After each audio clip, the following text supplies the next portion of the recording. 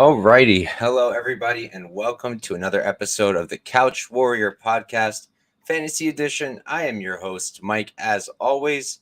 And today we're going to be breaking down UFC Long Island from a fantasy app perspective. For anybody new to the show, when I say fantasy app, I'm just talking about PrizePicks, Underdog Fantasy, Monkey Knife Fight, and today we're actually going to bring back DraftKings because today I decided we're going to try something new. I just feel like I want to try a new format for the show because I feel like every time I do the fantasy show, I'm kind of just reading off these charts and it's pretty damn boring, honestly, except for maybe like stats guys. And I just want to make it a little bit more user friendly, I guess, viewer friendly. So, excuse me, what we're going to do from now on is rather than me reading the charts are going to be available for all you guys like they always are in the YouTube comment, in the YouTube video description. I apologize. And you guys can follow along there. You can check them out, use them at your leisure. And then on the video, what we're going to do is I'm just going to go through each app. I'm going to go through my picks for that app, and I'm going to explain why, use the charts to explain. But instead of going over every single spot, I'm just going to go over those.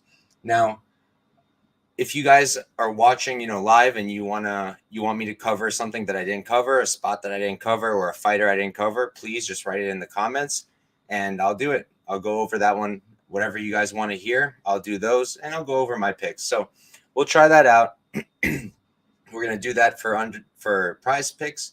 We're going to do that for Underdog Fantasy, Monkey Knife Fight.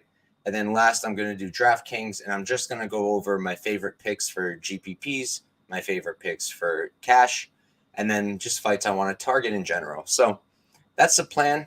I hope you guys are as hype as I am for this card. I'm going to be there live, so it should be pretty dope.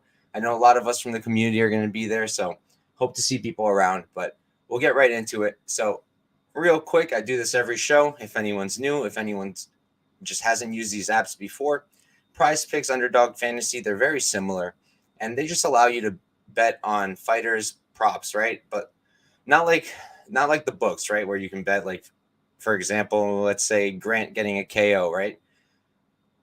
You can't go on there and you can't bet for Grant, for example, to go over under. What is it said on? They don't even have one for it. Oh, they do.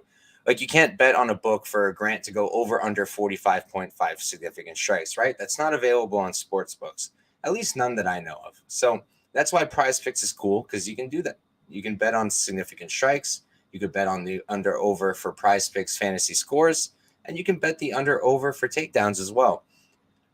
I really like that. I think it's really dope. And particularly with the fantasy score, I feel like there's always an edge for us, always some kind of angle, something to find. And, if you check all the apps, you can often find a lot of good spots, right? So that's why we like to check out more than one app.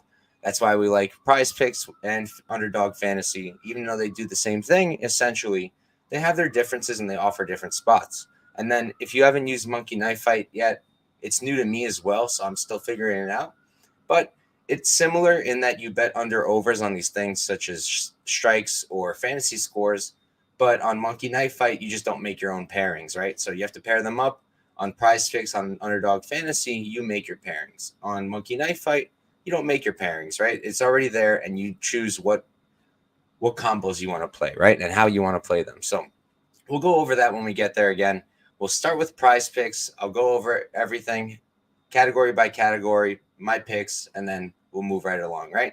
So it should be a shorter show from now on. Let me know what you guys think. Let me know if you want me to go back to the previous format where I just kind of read the charts and go over them. It's longer, and I just feel like it's a bit boring, so we're going to try this out. Now, going right into it, we'll start with the fight times on PrizePicks.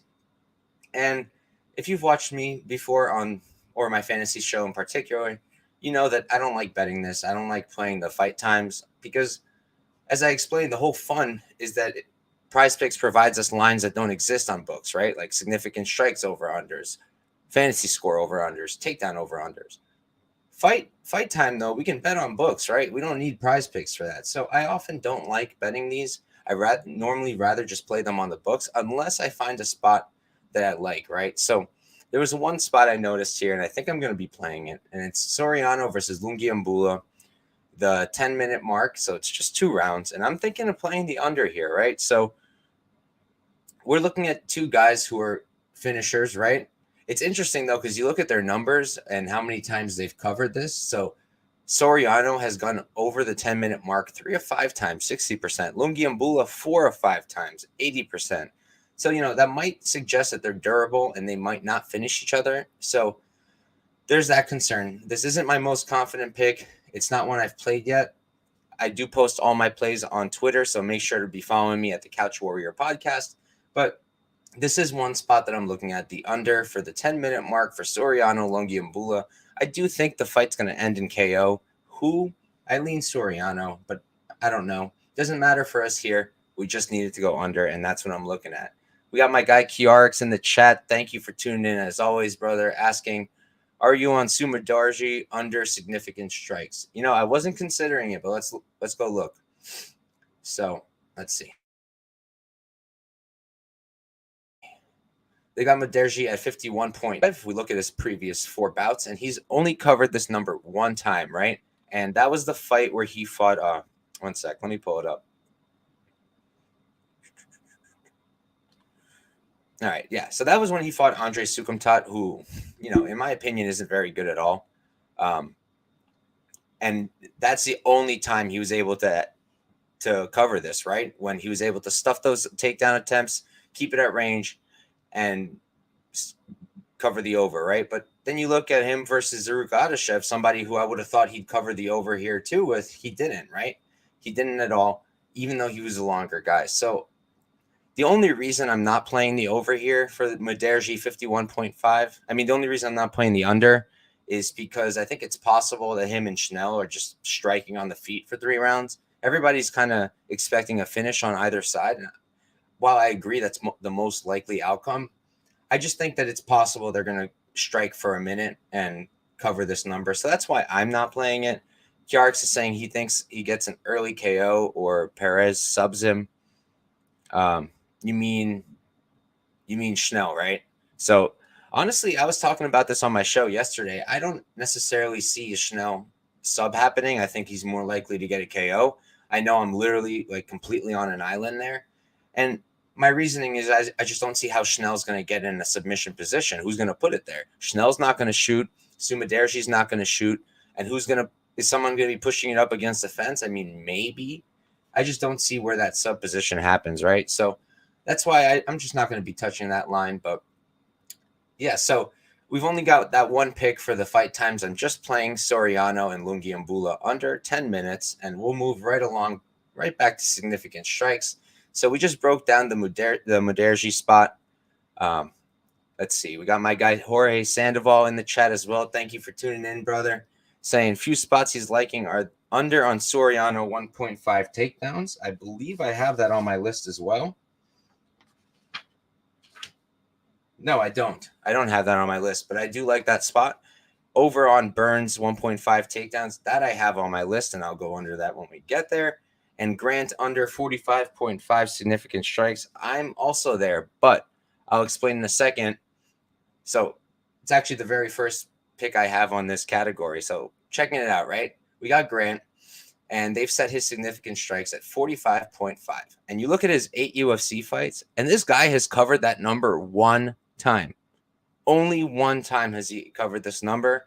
I believe that was the Steven Sekulich fight, right? So already you got to love it. So I do like it. I like it for sure because, look, I'm expecting – I guess I could see that – if you game it out, right, I could see three different paths. I could see Grant just having a slow-paced striking affair with Stoltzfus and just not letting it go as he normally does. His output just sucks. I could see Stoltzfus not allowing him to get off by just taking him down over and over again and trying, to use a game plan like he used against GM3.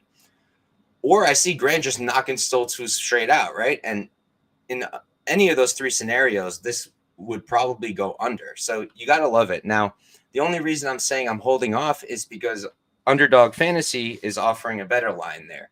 Underdog Fantasy, I'll talk about it once we get there, but they're offering 47.5. So you're getting an extra 2 strikes to work with for the under. So I do like this spot for sure, but I'd like it better on Underdog just because you get the extra 2 strikes. And then moving right along, you'll see I've bolded up the Jacoby spot. They've set his line at 72.5 significant strikes. He's covered this 4 or 7 times. I did only count his second stint because the first one, he was just a completely different fighter. You look at him now and he's actually really doing well. And, 4 out of 7 times, 58%. So the numbers support it. And I'm just thinking the Jacoby over, right? Why? Because I just expect a striking battle for 3 rounds here. I think there might be a finish at some point. Maybe, 2 big light heavyweights with a lot of power and very good striking. A KO is going to be live. A finish is going to be live. But I just feel like I don't see Jung taking him down like many people think. I don't see it. I think if he does take him down, Jacoby's not going to let him hold him down. And if they're at range, if they're striking, I see this being covered, right? Normally, when Jacoby gets to work at range for 3 rounds, he covers his number. You look at his last 2 fights, right? He knocked out Darren Stewart, sure, but that was 37 strikes in 1 round. At that pace, he was probably going to cover as well. So I do like Jacoby over here. I am going to probably play it. You'll notice the question mark. I kind of just use that to note what I'm a little bit less confident on, but I still do like that over, and I'm probably going to be playing it. Kiarik's my guy saying Burns should be tackling Algio as long as it goes. Yeah, I love it. That's why I love it, because I fully expect Burns to just dive for the legs. Algio has shown time and time and time again, doesn't matter who you are, you can take him down, but he's going to scramble, right? So I think Burns is going to need to get at least 2 takedowns to get anything going. I see Algio getting right up, Burns taking them back down, and that's 2. So I do like it a lot. I do, but we'll get there. So then moving on for significant strikes, I also like Tate, right? I like that Tate over. They've set her at 57.5. She's only covered this 3 of 10 times, right? But if you look at her return, it doesn't mean much considering who she returned against. But then I'd say the Vieira fight's pretty good, right? So she's covered it 2 of 2 times in her return, 100%. And I do think we go over here. Again, Tate versus Lauren Murphy. I don't expect either woman to get all too much grappling going.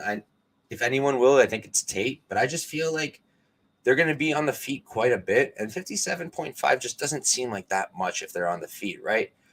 Tate against Renault, she got 65 and she got the 3rd round finish, right? So 3 rounds.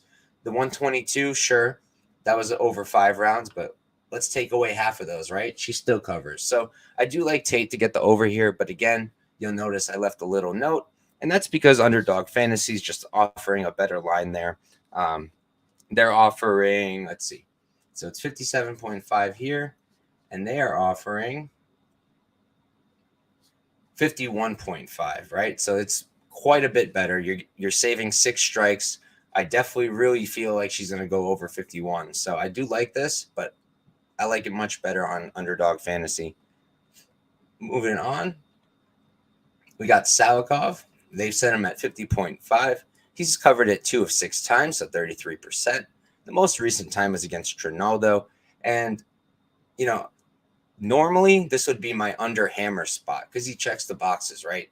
Spinning way too much, low output, picking his shots.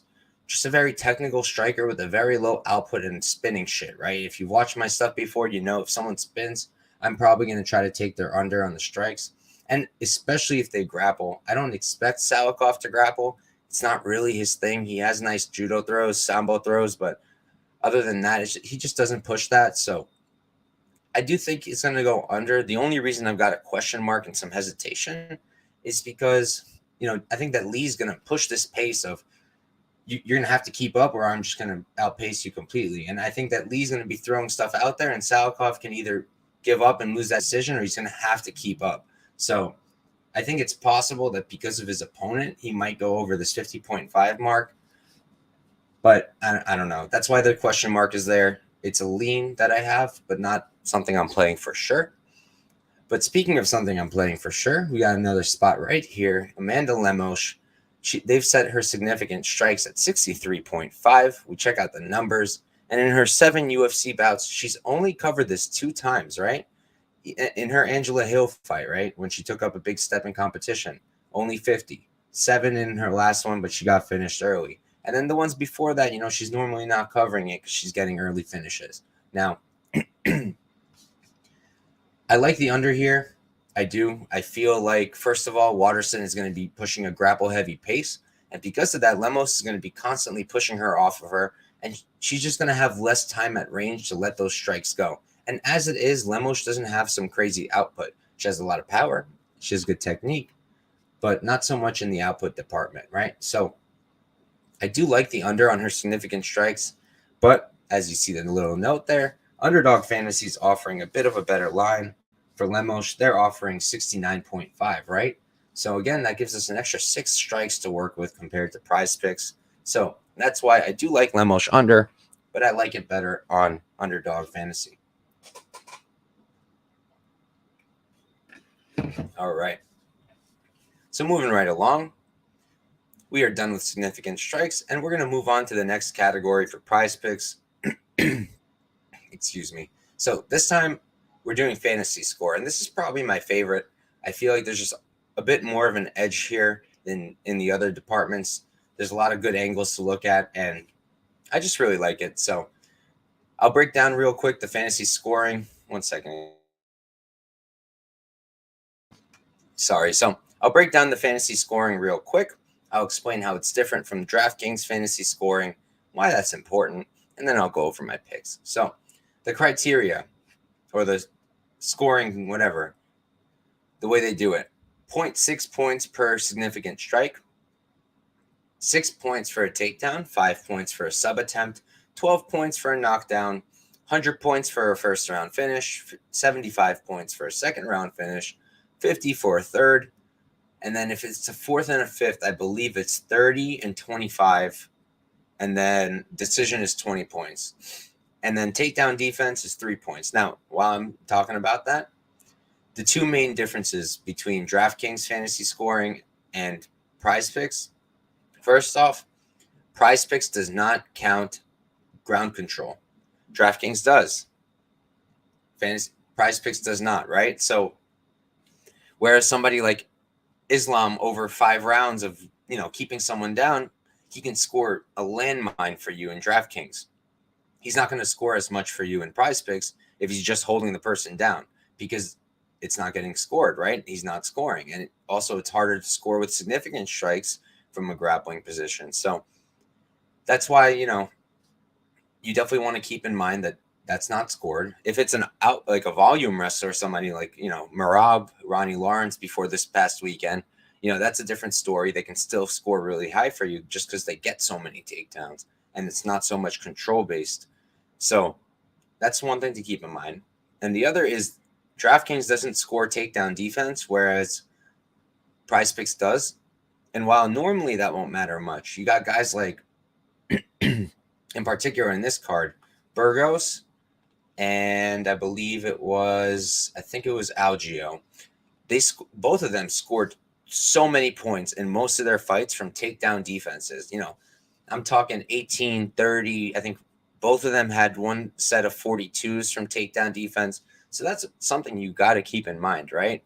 Especially if you're going to play someone's over and they're fighting a wrestler, you want to keep that in mind because you can have the read completely right, but then miss because they're getting takedown defenses, right? So something to consider. Now, the spots I picked out here, I've got the Grant under, and this is probably one of the ones I like the most. They've set him at 75.5, and if we look at his numbers, he's covered this only 2 of 8 times, and it's really only when he's getting a finish, right? So while I do think that he can finish Stoltzfus, I do think that's live, and I think that's his most likely path to victory here. I think Stoltzfus wins, right? So by definition, I've got to think that Grant's not going to cover this. He's certainly not going to cover this in a loss. He's not one of those guys. So I do think that he's going to go under here, and I like it quite a bit. The only reason I'm not going to overextend is because I've also played Stoltzfus, money line. So I don't want to have the whole bank on him, but I do like the under for Grant.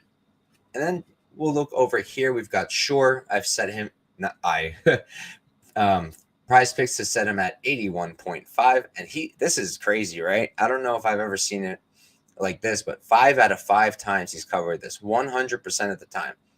That's really impressive. Normally you only see that 100% when someone's had 1 or 2 UFC fights. He's had 5 now against some good opponents like Hunter Azure and Timur Valiev, and he's covered in those fights as well.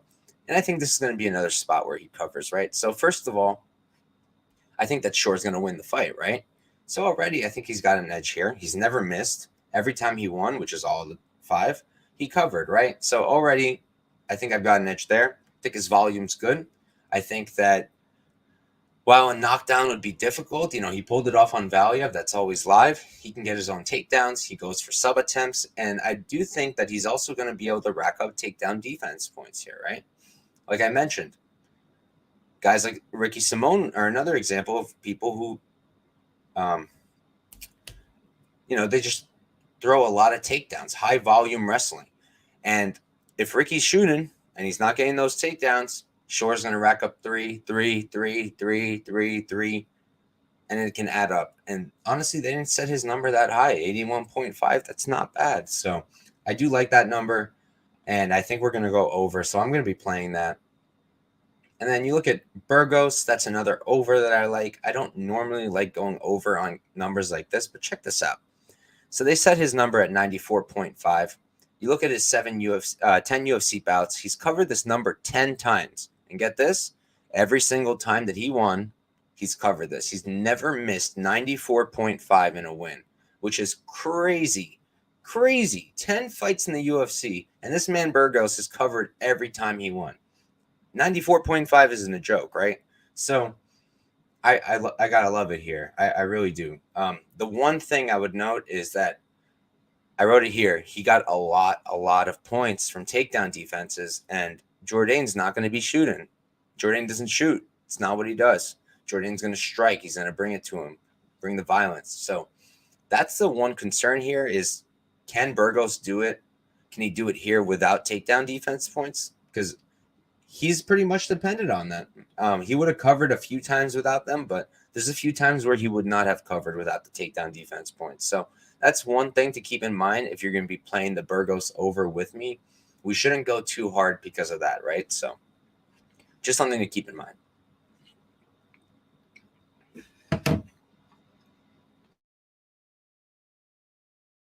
You ever drink water and it goes down the wrong hole? Absolutely the worst. But anyways, moving right along, we got Sumaderji. This one I love, right? So for some reason, they've set his number at 94.5, which makes absolutely 0 sense, right? In his 4 UFC bouts, he's covered this only one time, and that's when he knocked out freaking Malcolm, what's his name? Is it Malcolm Gordon? I believe that's his name. I'm going to pull it up real quick. That's literally the only time he's covered this number. Yeah, Malcolm Gordon. And, you watch Gordon, he's picked up a few wins now, but dude's questionable. And you watch that KO, like that's a questionable KO. So that's the only time he's covered this mark. Even in his other, 2 wins, he hasn't covered. So I do like this. I know that a lot of people think he's going to finish Schnell, and that's probably why this number is as high as it is, because I guess the PrizePicks interns also think so. But I got news for the interns. They're going to get fired because I really don't see Maderji covering this unless he gets an early catch on Schnell, which I don't see happening. Schnell can get reckless. Schnell can have some bad fight IQ. But is he going to get finished by Maderji in round number 1 or 2? I don't think so. I don't. And I think Schnell could win as well. So I got to love it. And you probably should fire the intern PrizePicks. I'm sorry if the intern is the one watching. I do apologize, buddy, but you got to work on it. So moving right along, we got Salikov. They've set him at 87.5. And this is another one that I like the under for, right? So why do I like the under? Let's see. They've set him at 87.5. In his 6 UFC bouts, he's covered it 2 of 6 times, so 33%. And he's just a low-scoring guy. He doesn't really do much. He doesn't put out much of an output. He's constantly looking for those technical clean strikes, the spinning stuff, the clean combos. And he's looking to finish his guys, but he's not putting up big numbers while he's doing it. The only 2 times he's covered this mark is when he got a first-round KO. And do I think he's going to knock out Lee in the first round? I mean, it's possible. Lee can put himself out of position sometimes, but I don't think it's going to happen. I don't think it happens at a high clip. So I got to love that Salikov under because I feel like I'm protected whether he wins or loses here. I feel like he's probably not going to cover it regardless. So you got to love a spot like that. That's got to be when you're you're comfortable with, and it's one I'm going to be playing for sure. So, and then the last fantasy score play that I have is Lemos. You'll see the question mark there because it's not my most confident pick, but let's check it out, right? So they've set her at 86.5 out of her 7 UFC fights. She's covered 4 of 7 times, 58%. And you look at it and, like, all right, yeah, she covered it a bunch in the beginning, but against who, right? Like, against who? Let's pull up her resume. Leslie Smith debuted. She lost. Then she fought Miranda Granger. Like, come on. Inoue Mizuki, Lavinia Souza, Montserrat Conejo. None of those women are really high level. Then you got Angela Hill, in my opinion, is high level in her first step up. And what happens? She doesn't cover, right? I can't blame her for not covering against Andrade. That's a different story. Andrade is Andrade. I think she's an absolute unit and a beast. But, I just think that she's probably not going to cover this either. If she KOs Waterson, okay, she's going to cover this. But do I think she KOs Waterson? Probably not. Waterson went 5 rounds with Marina Rodriguez. Other than maybe a little bit more power, what is Lemos going to bring that Rodriguez is not? Rodriguez is a better technical striker, in my opinion, and she has a much, much higher output. So Waterson lasted with her, and if Waterson lasts all 3 rounds here, even in a loss, if she's pushing the wrestling pace, I don't think Lemos covers here either. So I am going to be playing Lemos under 86.5 on her fantasy score as well. And then moving right along to our very last category for PrizePicks, we've got takedowns. And this one, sometimes I love it, sometimes I hate it, but we'll check this one out. I've got 4 spots that I marked, only one that I really like, one that I kind of like, and then 2 that I'm thinking over. So the first one I'm just thinking over is Jung, and they've set him at 2 takedowns. And out of his 5 UFC fights, he's only covered this one time. It was against William Knight. And look, let's be real here. William Knight made it as far as he did because he's a physical freak of nature. He's built like a unit. The man is a walking, talking refrigerator, is William Knight. You watch his fights. It wasn't technique that carried him to where he got. It was his pure brute strength. When he beat Brundage, it was because of how strong he was. When he beat Fabio Sharon with that crazy knockout, it was because of how strong he was. The guy just carries a lot of power, and Jung was able to negate that, right? How'd he do it? He focused on the trips going for the legs, the smallest part of William Knight. Not his thighs, the lower part of his legs, because he's got big thighs. So I don't necessarily think that just because he had so much success taking down Knight, he's going to have that same success taking down Jacoby. I don't. I think Jacoby's going to make it very hard. So I'm going to probably play the under. Not going to go too heavy because, look, I guess I could see it. Cutelaba took Jacoby down 8 times in one round. But think about how hard Jacoby made it for him and how tired Cutelaba was after, right? I just don't think it's the smartest game plan for Jung. And even if he's trying it, I don't necessarily know that it's going to work for him. So I like that under. I really like the Burns over, as I mentioned earlier. 1.5. He's only covered this one of 4 times, and that's because usually he gets a first-round finish, right? Against Pineda, he didn't. And I just feel like here he's going to be shooting for Algio's legs constantly. And while Algio's got a great get-up game and great scrambles, his takedown defense is kind of garbage. It's getting better, 55% against a pretty good level of competition, but still kind of gets taken down every single fight. So I do think that Burns is probably going to get at least 2. Training over at Sanford as well. 2 years off. I've got to think that he's working on it. I don't know. That's why I'm not going to be going crazy on him and why I'm not playing him as an underdog, even though I kind of wanted to. But for his takedowns, I do like the over 1.5. Then we got Soriano under. Oh, someone mentioned this earlier, and my guy Jorge Sandoval.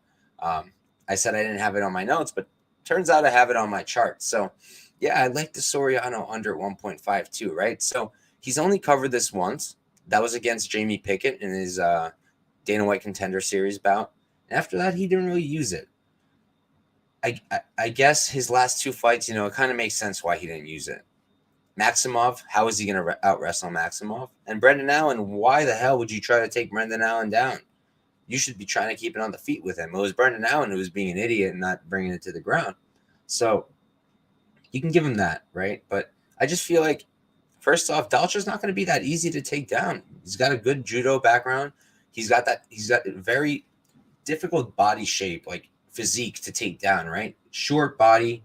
He's just a short guy, but his huge arms, just physical freak is Dalcha. So I feel like it's going to be very hard for Soriano to get any takedowns on him. And I don't necessarily think it's the game plan he should employ. I feel like he should probably strike with the guy. Dalcha's not very good on the feet. It's just the power you got to worry about, right? So, yeah, I like the under 1.5. And then Salikov 1.5. I like this as well. You look at his 6 fights. He's covered this 2 of 6, so 33%. And look, like, yeah, he got it on Trinaldo, which is actually kind of impressive, but I don't see him getting those throws on Lee. And is he going to double leg Lee? I'd be shocked. So I like that quite a bit. And then lastly, Ortega, 2 takedowns. Honestly, I'm probably going to have to hit this. You look at his last 10 fights, or all 10 fights in the UFC, and he's only covered this 1 time, right? So you're thinking like, But look, first of all, since his return, he's already been wrestling more, right? The zombie fight, 3 takedowns. And then the Volk fight, 2 takedowns. That's impressive too. And then you think about the fact that Yair Rodriguez just fought Max Holloway and got taken down, I think, 3 or 4 times, got controlled, and Max almost took his freaking back, okay? So those things suggest to me that Ortega, if he does choose to wrestle, it's probably not going to face that much opposition. So I do like the Ortega over as well. But now we're done with PrizePicks, and we're going to move right into Underdog Fantasy. It's essentially the same exact thing, just with a few different things. They'll include underdogs sometimes, they'll include finishes sometimes, and then they have something called rivals, which is essentially just, 2 guys, and then you, let's say for significant strikes, Schnell, Maderji, they're going to ask you who's going to get more, and one of them will get a bump, right? They might give, let's say they give Schnell plus 12 and a half strikes, right? And then you pick, who do you think is going to get more strikes? Maderji or Schnell with the additional 12 and a half factored in. So that's rivals, and I'll talk about the spots I like there as well. But now we'll pull up the Underdog Fantasy chart, and you'll see it's super, super similar. I like to note what that line is set at on PrizePicks so we can compare as we go. And that's what we're going to work on now.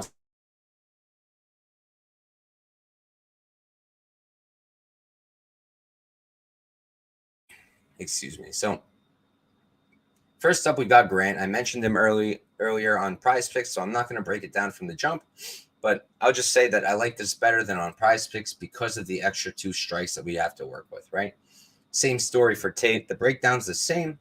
We're just getting a better line because it's lower here. So 51, we get an extra 6 strikes to work with here, right? So that's why I like that. And then Lemos under, same thing. I just like it better than the PrizePicks one.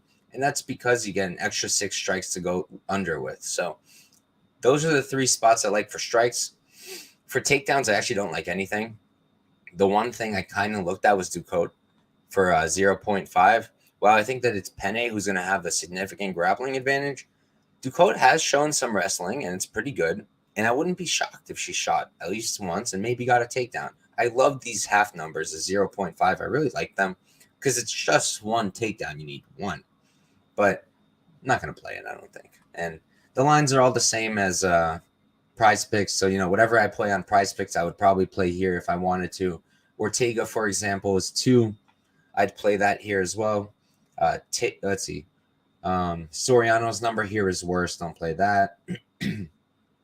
Salikov's number is worse. Don't play that. Yeah. And then for the other, they've got the Maderji finish. She's only gotten this 1 of 4 times, and I don't think it happens to this weekend. So I'd probably lean under, but I don't like playing these things. And then we'll go right into rivals, right? So I'm not going to go over every single rivals option. I'm just going to go over the 3 that I picked out to go over with you guys. So the first one is they have a line for Ortega to get more takedowns than Yair. And they set Yair's extra thing at +1 takedown, right? That's the spread that they gave him. And look, I just think that Ortega's going to at least get 2 takedowns, and I think that Yair's going to get 0. So That right there is all you need. And I don't really see Yair getting takedowns, so I really like that spot. Then the Lee significant strikes over Salikov, with Salikov getting an additional plus 3.5 strikes. I like that as well. Salikov is just a very low output guy, and Lee is not. Lee likes to bring the pace. Lee likes to bring the game. He's a dog. So I do think that he's going to outpace Salikov by at least 3.5 strikes. I really do. And then the last spot I like is Stoltzfus takedowns over Grant. And Grant's edge is only plus 0.5 takedown. So you got to love it for Stoltzfus, right? Grant's not going to wrestle. His takedown defense is good, but is it going to hold Stoltzfus back? I don't think so. So I do like that as well. And now we're going to move on to monkey knife fights. So the show's moving a little quicker. Kind of like it so far. Hope you guys could let me know what you think. If you missed out in the beginning, I said that we're going to try something new this show. Rather than me going through the chart bit by bit, I'm kind of just going over the spots that I've already selected before the show. So let me know what you guys think. So far, I feel like it's going pretty well. I've got to rewatch it, of course, but you guys let me know as well, please. But anyways, now, moving on to monkey knife fights.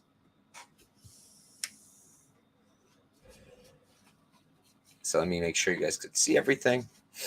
All right, dope. So for the first few spots, we're going to go to the all-day slates. So normally I love playing Knockout Kings. It's pretty much like, so you get 3 guys and you pick who you think can get a knockout. And like, let's say I pick Don Jung, Grant. I'm not picking any of these guys, by the way. And Maderji, right? Let's just say I did. My next thing is I get to pick, do I want to bet on just one knockout happening, 2, or all 3? So, excuse me. So that's what Knockout Kings is. I'm just not doing it this week because I don't like any spots. I don't like any of these guys. I bet against all 3. And in general, I'm not sure. So I don't like it this week, even though normally I do love Knockout Kings. And now, in terms of spots I do like, let's see. I got to find them. Let's see. Okay, so this is the first one. And I like Muslim Salikov to go under on the 87.5 fantasy points, as we spoke about earlier on the PrizePicks, right? He doesn't normally go over, except 2 times when he got a first round finish. So, got to like that as well, especially if you don't think that he finishes Lee. Even if he wins, I don't think he's going to cover this number. So, I like the under for him. And then for Algio, I actually also like the under 84.5.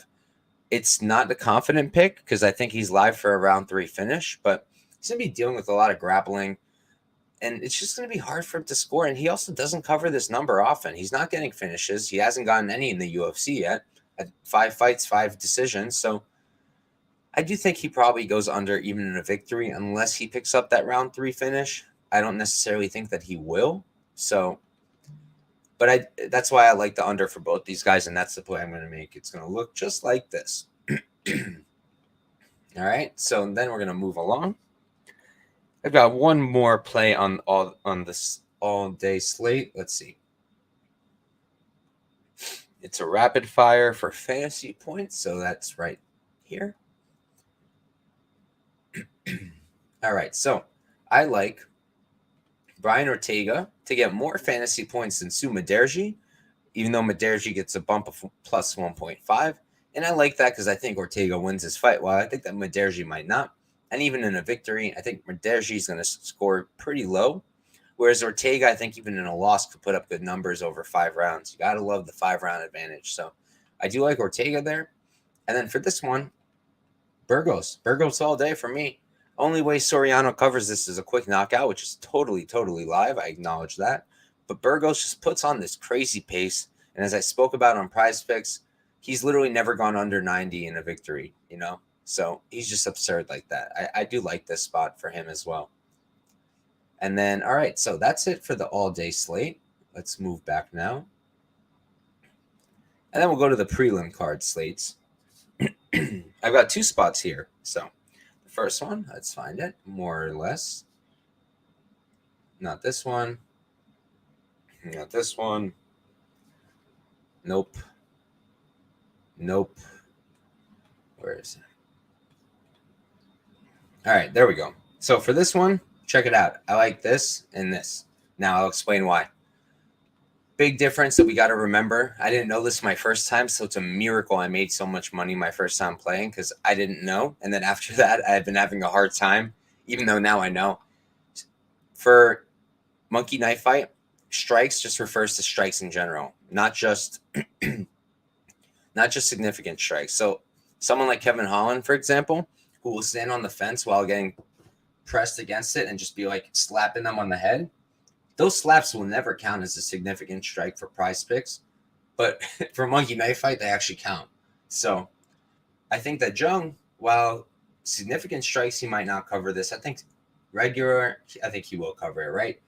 If he's pushing Jacoby against the fence and just landing those small shots, right? Trying to get the takedown, landing small shots against the fence. That's not going to count as significant, but it's going to count here for strikes. So I like him to go over. Like I said, I don't think that there's going to be a finish here unless it's late. So I do like the over. And then for Simone as well, 59.5. I would never bet that for significant strikes because of all the grappling I expect in this fight. But now that we're talking about just regular strikes, Simone, ground and pound, I do think he's going to take Shore down sometimes. I think that they are going to be fighting against the fence. And I definitely think that Simone's just going to be throwing stuff up, whether it's significant or not. So I do like the over for him too.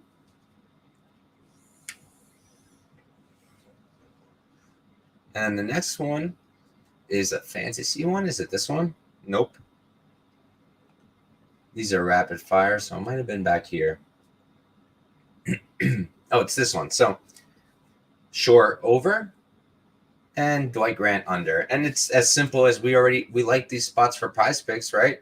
This is a combination that I might have made on PrizePicks, so I like it here as well. Same breakdown. If you want to check it out, just go back. Jack Shore has covered this number in every single win. And Dwight Grant, even in wins, doesn't cover this number often unless he gets a finish early, which I don't think happens. So I like this spot. And then we move right along to the next and last slate, to the main card. So let's check it out, right? Our first one is a more and less. Let's find it. And that's not this one. Not this one. It's a fantasy score. Here it is. So for this one, again, it's two spots that we pointed out on PrizePicks that we liked, and that read hasn't changed. I like Burgos over. I like Salikov under for the reasons I've explained already. So that's another spot I like. And then, let's see, rapid fire.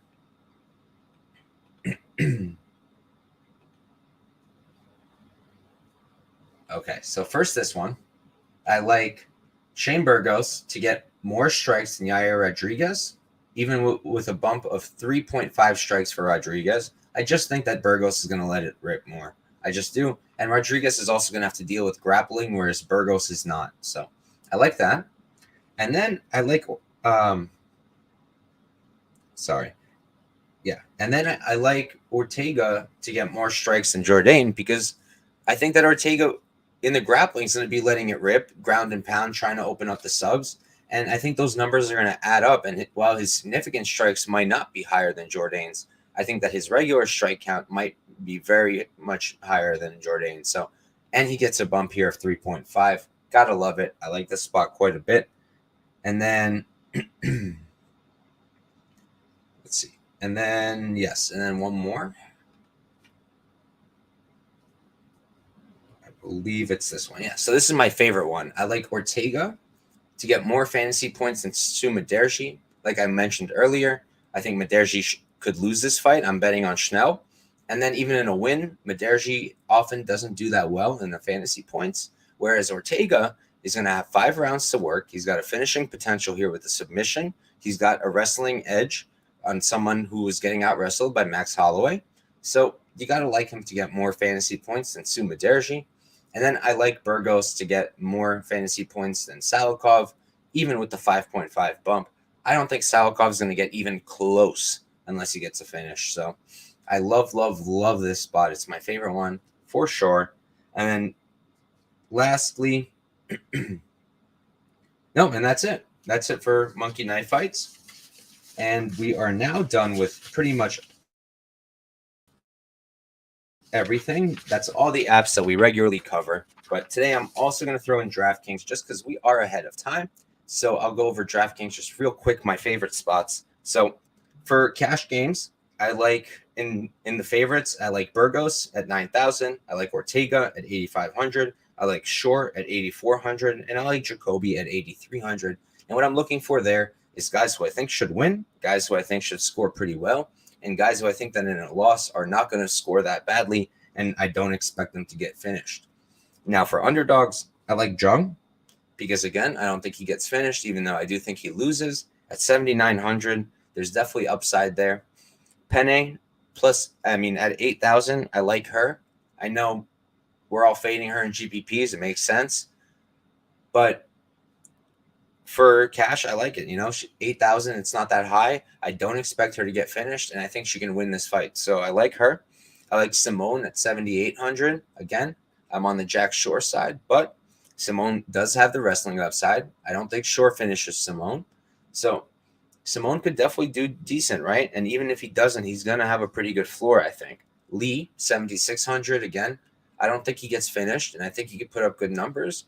And I think he can win the fight, and you're getting some relief at 7,600. And then the last one, probably the one I don't like as much, is Stoltzfus. I do think he wins. I think there's major grappling upside there, but he is live to get KO'd. He's a little sloppy on the feet, and if he does get finished, which is how I see him losing, he's going to do really bad, right? So that's not the best cash play then. Now, one play I'm going to be making for some salary relief here and there in cash games will be Michelle Watterson, 6,800. So if you play her, you get a ton of money to play up top. And I just don't think she gets finished, right? So if she doesn't get finished, is she going to cover 6,800? I think she will. She's going to make it she's going to make it worth it. So I do like that for some salary relief. And then for GPPs, I like Burns at 7,500. I don't see him winning this unless he gets a finish. And if he does, I think he's going to score high. Schnell at 7,100. You get the finish upside that I think he has. And I think he's going to be really low owned. Stoltzfus is, I think, going to be owned a little bit more. He's a popular dog. His line's been moving all week. But 7,300, I like it. I think he does have the grappling upside here. And if he lets it rip, he could score very well here. And then Burgos, you got to love him at 9,000. I don't love most of the favorites, honestly. There's quite a few that I'm just not into here. But Burgos is my favorite one up there. And then just as a low ownership play, I'm doing it very little. I am including Penne in a few lineups for GPP. And that's just because I think she has grappling upside here. And I think she's live for a sub. And if she gets a sub in round 1 or 2 and is wrestling and keeping ground control, she could be in the optimal lineup, I think. And I don't think many people are going to have her. So could be a big edge. I'm going to have her in a few lineups. And then in general, the fights that I'm going to be targeting both sides of, Ortega and Yair, 5-round fight. Both of them are at really good prices. Ortega, 8,500. Yair, 77. So definitely got to target both there. Finishing potential on both sides. Short and Simone, both grappling upside. Love it. 8,400, 7,800 in that mid-range. And then Soriano, Lungiambula, because of the KO upside for both men. Soriano is 9,200 and Lungiambula is 7,000. So just some spots I like. And that's a wrap. That's it for the fantasy edition. A bit shorter than usual, but not as much as I thought, even though we went through, in my opinion, less things. Maybe I went into it more in depth. Who knows? But for anybody who watched live, thank you so much. I appreciate you guys more than anything. And I also want to say, please, please, please, if you don't already and you're watching this, please subscribe to the channel. We are very, very, very slow in the growth recently. I only have 73 subscribers and quite a bit more Twitter followers. So please, if you guys are watching, subscribe to the channel. It means a lot to me and it helps me out a lot. So thank you guys for watching. And I hope everybody absolutely kills it this week. And have a good one, guys.